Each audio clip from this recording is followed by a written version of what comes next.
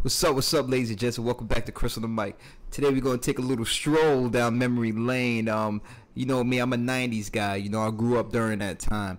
And we just got some information that just came from Collider that broke today about the new Power Rangers movie that's coming out in 2017. And you know me, I grew up watching the original Power Rangers during the early 90s. It was great TV for me as a child. And you know, when I heard that they was creating a new Power Rangers movie, at first I was a little apprehensive because, you know, I remember the original one that came out during 1995, and that was like a very special movie to my heart. So when I heard that they was gonna, reboot it, I was a little worried. That I was like, come on, we have one good Mighty Morphin Power Rangers movie, we might not need another one. Just stick to the TV show for the kids during, like, this era. But then again, I started saying, after they released that Power Rangers short film, with James Vanderbeek and other actors in it, it was very dark and rated R and stuff like that. But at the same time, it was a new take on it, and it was interesting. And I do believe that that film kind of made like the spark the interest of them rebooting this film. And now that we see that they're actually pushing forward with it, they have a new director for this new Power Rangers movie. The director is Dean Israelite, who also directed the movie Project Almanac. And the script was written by Bark Sharpless and Matt Sazama, who wrote that new movie that's coming out, The Last Witch Hunter, with Vin Diesel this year.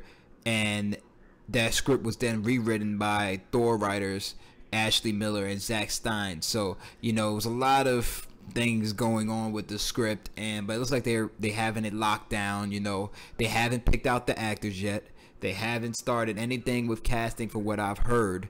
So we're still in the very early stages of this movie. But me being such a fan of this movie, and this movie being like, and this franchise in general being so close to my heart when I was a child, I just wanted to dive into it today with the new information we got on the character descriptions and the main characters for the movie.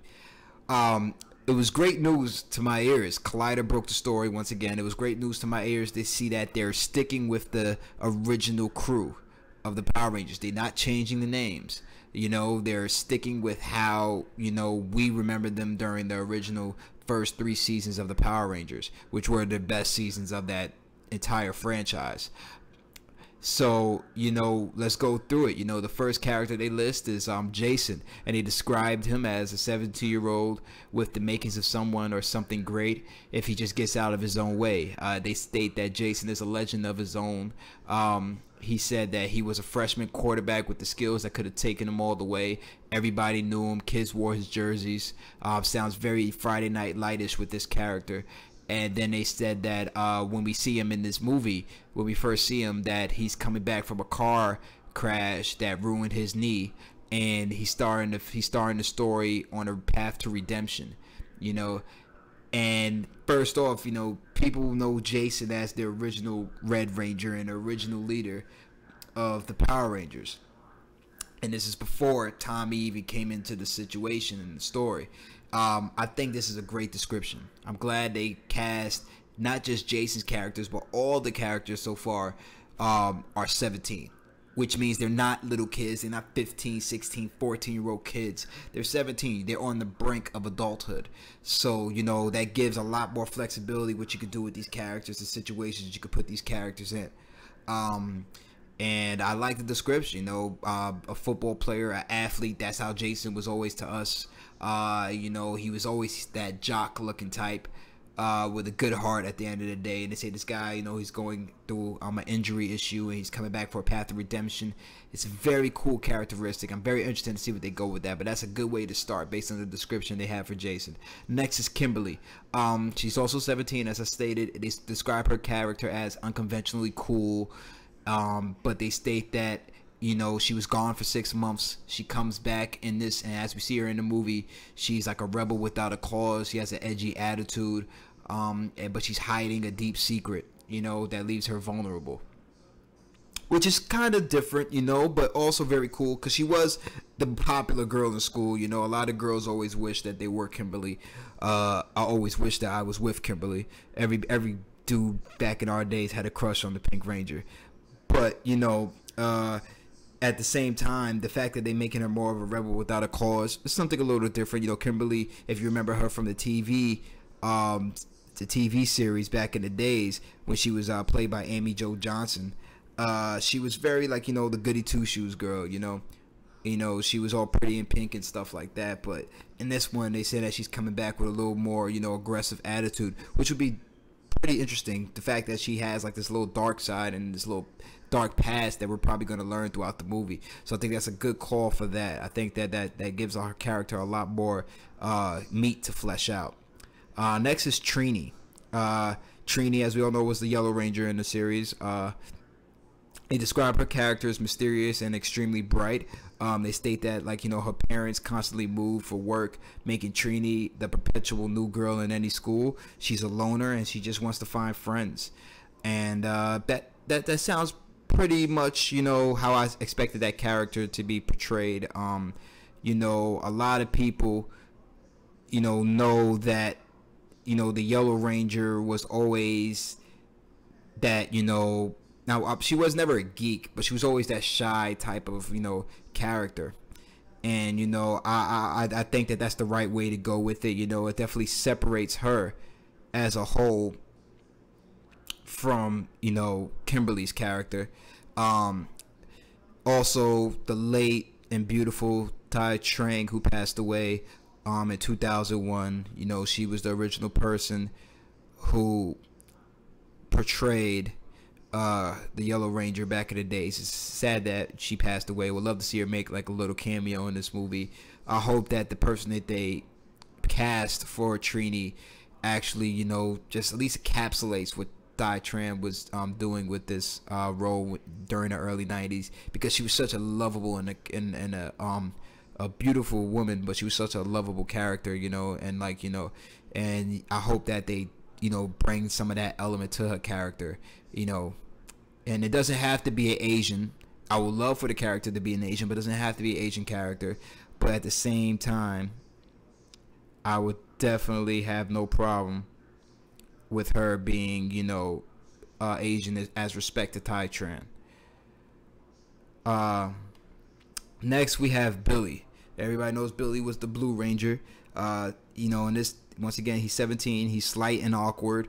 And, you know, he has OCD, which is something new. I actually like that they added that. You know, he's a kid with no filter. You know, he's very smart, but has, you know, communication, and he's very socially awkward, which is, you know, it's kind of like Billy was. Billy was the geek of the group. He was the nerd. He knew everything. But this one, I like how they say that, you know, he doesn't have friends.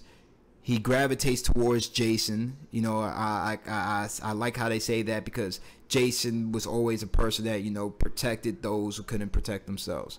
And he has OCD, which is a very serious disease, you know, and if they do go all the way with it and make it like a serious case of OCD, it would be very interesting to see how Billy relates to, you know, the general audience, which is very cool. You know, I think, you know, Billy was very cool. You know, everybody was cool with Billy back in the days. You know, he was the geek, but as the Blue Ranger, he was pretty awesome. And also, Billy had the best line, one of the best lines in Mighty Morphin Power Rangers movie.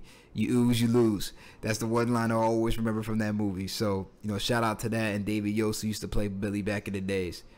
Some people stating that art is like, since David Yost, like, he came out as a homosexual, is what's the name, Billy going to be gay. Quite frankly, I don't care if they make him gay or not. You know, quite frankly, in the series, we never really saw him with a girl. I don't believe. But if they make him straight or gay, it doesn't really matter to me. But I hope they don't make him gay just because the character that played him happened to be gay. You know, but you know, I just want Billy. But they seem like they have the right description for Billy. He's a socially awkward, very intelligent kid, and the OCD is very cool to add towards it. And lastly, we have my dude, one of my favorite characters, Zach. You know, he's described as 17, once again, always the life of the party, filled with bravado and swagger. I don't like that they use that word, but okay. Zach's, he's tough and cool in the exterior. He's a great athlete, though he doesn't play for a team. He's always charming, he's very funny. But then they say that, behind all that, he doesn't want people to know that he lives with a single mom in a trailer park. And I was like, okay, so far each of these characters that we all knew, they have this, this flaw, quote unquote, about them. And I think that's a great way to start with these characters. Have them each have a specific flaw that helps them relate to each other, that brings them together, and then we can eventually have the Power Rangers we all know and love. So, and Zach was one of my favorites, the Black Ranger. He was always cool, just always chilled and relaxed, man. Like, everybody wanted to be, I always wanted to be Zach. Before Tommy came along, it was Zach, because, I related to him most. Me being African American, I related to Zach the most. But yeah, and I also want to state that I'm happy, extremely happy, that Tommy is not listed in these character descriptions. I'm extremely happy that we don't have a Tommy as, like, a main character, because people need to remember, while Tommy is undoubtedly the most popular Ranger, I think, of all time, as, the Green Ranger and eventually the White Ranger, and Jason David Frank is, like, probably the most, well known of all the Power Ranger characters, actors. Tommy didn't come in till much later on in the first season. It was a lot of story arc it was a long story arc with Jason and the rest of the crew before Tommy came along as the Green Ranger. So I want them to give these characters their just due. Let Jason be the leader, all right? Let Jason get his shine. I always felt that Jason sometimes got overshadowed by Tommy, and I love Tommy. Green Ranger is my favorite Ranger. Up there with the Black Ranger with me, green and black. But at the same time, Jason was just such a cool character. And, I just felt that when Tommy came in, it was always that struggle of power between those two characters, which can make for a great, second film if this first Power Rangers film, hits it off. But at the same time, I'm glad that he kept Tommy out of it for this one. Maybe he comes in as a little supporting role at the end. Maybe he's in the movie for a little bit during the middle, and then, we just know that he exists. Or maybe they just introduce him in the sequel if they get a sequel for this movie. But I'm glad from what I'm hearing so far, the character descriptions are on point. I feel like they got Jason, Kimberly, Trini, Billy, and Zach down pat. This could be a very good film. I'm deadly serious. I'm actually somewhat excited. I'm not extremely excited. I got to see the actors. I got to see the direction, how the pre-production and production is going. Maybe some more, maybe some more commentary from the director. But at the same time, I am excited somewhat to see a new Power Rangers for this generation. But at the same time, they're calling back to my generation to reintroduce it to this generation. They're using what I remember and I knew so well when I was a kid to reach these kids today. And since they're doing it, and there's a lot more flexibility now with this PG-13 rating, it's just it opens so many doors for what they can do with this series. So I just really think that, look out for the Power Rangers. So far they have the slated release date for the movie January 13th, 2017. 2017 is going to be a year where there's a lot of big movies coming out, but I think that's a great release date for them. Get them right when the new year hits.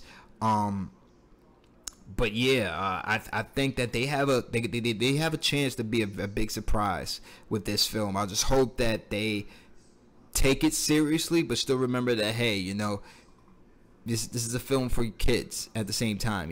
I want it to be a film that they take it seriously, but I don't want it to be like a total dark movie like the short film. Even though I like the little short film they released, I don't want it to look like that. But I do want it to have realistic and gritty elements to it, because with some of the character descriptions here, there are some real issues that each of these characters are going through, and I don't want them to skate over that. But I also want there to be some fantastical elements too. I want to have fun with the movie too.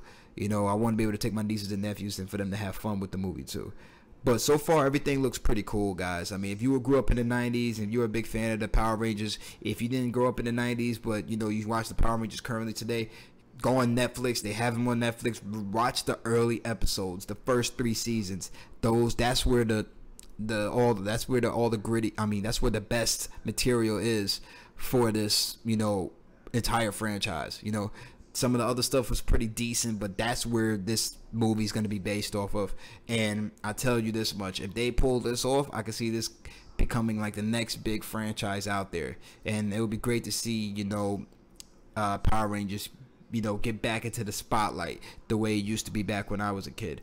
So you know, once again, you know, look out for this film, and look out for some more updates.